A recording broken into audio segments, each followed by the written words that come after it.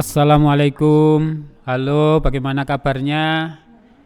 Di pertemuan kali ini terkait dengan materi intermediate accounting di sub pokok bahasan yang kelima akan kita bahas terkait dengan rekonsiliasi bank, di mana rekonsiliasi bank terjadi ketika percatatan antara perusahaan dan bank itu tidak sama, sehingga muncul yang namanya rekonsiliasi. Nah, kenapa ini perlu dilakukan pencocokan? Nah, untuk menyamakan antara catatan yang ada di perusahaan dan yang ada di bank. Nah, di sini rekonsiliasi ini terjadi mengapa? Karena mungkin kebijakan perusahaan itu ketika menerima kas harus segera disetor ke bank, seperti yang kita sampaikan di pertemuan yang lalu pada saat kita bicara kas. Untuk mengantisipasi dari kecurangan atau kas itu sendiri, setiap penerimaan kas harus segera disetor ke bank. Nah, ini memicu munculnya perbedaan pencatatan antara bank dan perusahaan sehingga muncul sebuah rekonsiliasi. Nah, di sini terjadi ketika penerimaan kas oleh perusahaan itu segera disetor ke bank. Kemudian pengeluaran kas dengan cek. Nah, ketika transaksi yang melibatkan kreditur maupun debitur, di mana pada saat transaksi dengan menggunakan cek. Nah, sehingga pada saat cek itu masih beredar belum diuangkan, kemudian cek itu ternyata kosong, tidak bisa diuangkan. Nah, perbedaan pencatatan itulah nanti yang memicu munculnya rekonsiliasi. Nah, ketika terjadi rekonsiliasi, maka admin perusahaan harus melakukan pengusutan terhadap permasalahan-permasalahan yang terjadi untuk mencocokkan atau untuk menyamakan antara saldo yang ada di perusahaan dengan saldo yang ada di bank. Nah, ini beberapa kejadian yang memicu nantinya terjadinya rekonsiliasi. Yang pertama terkait dengan deposit in transit atau setoran dalam perjalanan, di mana nanti perlakuannya menambah saldo di bank. Karena perusahaan sudah melakukan pencatatan namun bank belum. Misalnya perusahaan itu menyetor di akhir periode atau akhir tutup buku, namun oleh bank belum dicatat. Ketika itu dilakukan ternyata perusahaan sudah mencatat. Nah, itulah yang termasuk di dalam setoran dalam perjalanan. Yang kedua terkait dengan cek yang sudah dikeluarkan oleh perusahaan tapi belum dicairkan. Nah, perusahaan sudah mengurangi nanti terkait dengan pengeluaran terkait dengan cek, namun oleh pemegang cek itu belum diuangkan ke bank. Nah, sehingga dampaknya mengurangi saldo yang ada di bank nantinya. Ada salah catat. Nah, pengaruhnya tergantung dari jenis kesalahannya. Ketika terjadi kesalahan itu siapa yang melakukan? Contoh, misalnya ketika membuat cek, antara bonggol cek dengan lembar cek berbeda nilainya. Nah, ketika cek itu dikeluarkan diuangkan ke bank kok lebih tinggi dari yang tertera di bonggol cek sebagai dasar untuk pencatatan perusahaan. Nah, nanti yang melakukan salah catat siapa? Nah, ini apakah pihak bank atau pihak perusahaan?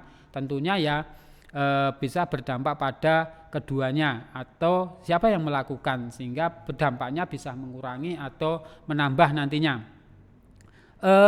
Adanya transaksi wesel tagih ya, yang dilakukan langsung oleh bank.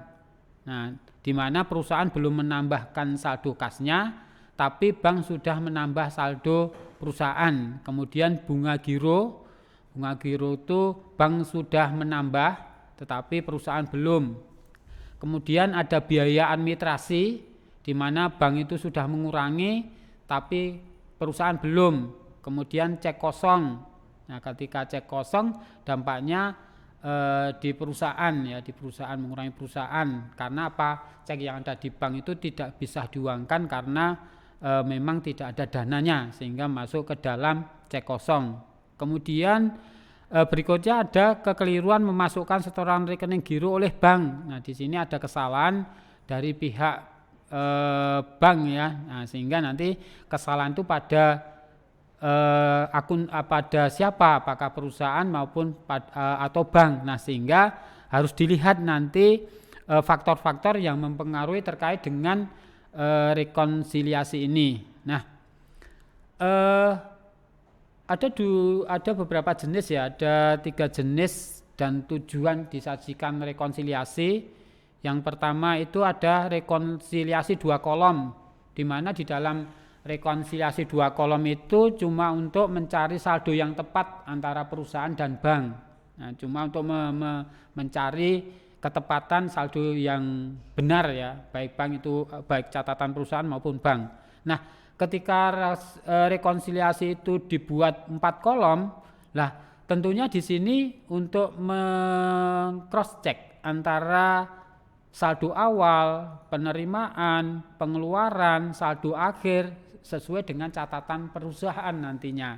Nah, sehingga harapannya besarnya pengeluaran, besarnya penerimaan, besarnya saldo akhir itu harus sesuai dengan catatan perusahaan ketika apa? Rekonsiliasi 4 kolom itu disajikan. Ada rekonsiliasi 8 kolom di mana di sini selain untuk mencari saldo yang benar, baik itu saldo awal, penerimaan, pengeluaran dan saldo akhir yang tepat. Nah, ini untuk kepentingan audit terkait dengan rekonsiliasi 8 kolom. Nah, ini sebagai ilustrasi ya, nantinya menggambarkan untuk apa? Mencocokkan antara pencatatan perusahaan maupun bank.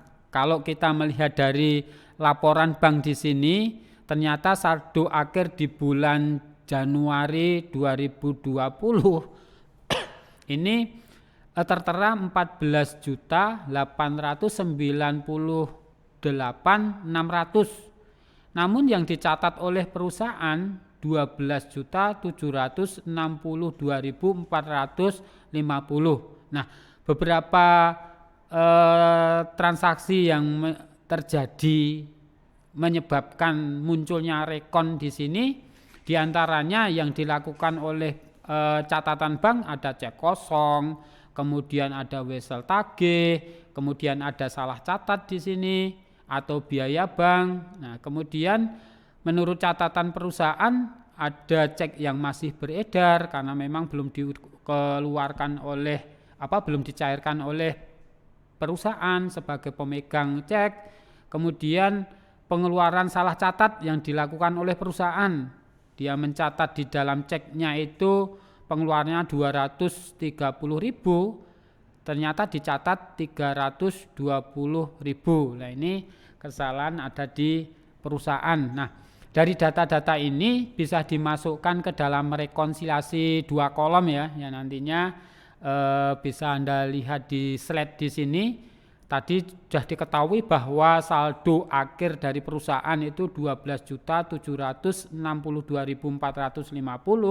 sedangkan saldo bank 14.896.600. Nah, di sini tadi yang menyebabkan perbedaan yang menambah saldo perusahaan adalah wesel tagih tadi kan. Ada wesel tagih sebesar 2.492.500. Kemudian ada setoran dalam perjalanan di mana menambah bank karena memang perusahaan sudah menambah, berarti perusahaan sudah mencatat mengurangi data di perusahaan, namun oleh bank belum dicatat sehingga SDP atau setoran dalam perjalanan itu menambah saldo yang ada di bank sebesar 3.292.600. Tadi ada koreksi kesalahan yang dilakukan oleh perusahaan di mana dicatat 230.000 sedangkan dicairkan 320.000, ada selisih 90 ya di sana, sehingga dampaknya menambah di saldo perusahaan. kemudian yang mengurangi terkait dengan saldo perusahaan ada biaya bank, ada biaya penagihan wesel, ada cek kosong, kemudian cek yang ada di perusahaan belum dikeluarkan belum dicairkan ke bank, berarti mengurangi yang ada di bank, sehingga ketemulah saldo yang benar menurut bank dan perusahaan sebesar 14.671.950. Nah, ini terkait dengan rekonsiliasi 2 kolom, cuma untuk membenarkan atau mencari kebenaran terkait dengan saldo yang ada di bank maupun di perusahaan. Nah, sedangkan rekonsiliasi 4 kolom, Anda lihat di dalam slide ini ya, menurut catatan perusahaan awal periode, penerimaan, pengeluaran, dan saldo akhir, ya di sini nantinya harus sesuai dengan data-data pencatatan yang ada di perusahaan saldo akhirnya. Namun untuk perlakuannya hampir sama ya, nanti bisa menambah pengeluaran, menambah menambah penerimaan juga, bisa mengurangi penerimaan juga, tergantung dari sifat dan dari akun yang terjadi atau transaksi yang terjadi itu sendiri. Kemudian yang 8 kolom itu lebih kompleks, tidak jauh juga ya, jauh perbedaannya. Untuk data-datanya hampir sama, sehingga diperolehlah saldo pencatatan yang benar baik awal, penerimaan, pengeluaran maupun saldo akhirnya, karena memang rekonsiliasi 8 kolom ini adalah untuk audit. Demikian terkait dengan rekonsiliasi. Terima kasih atas perhatiannya.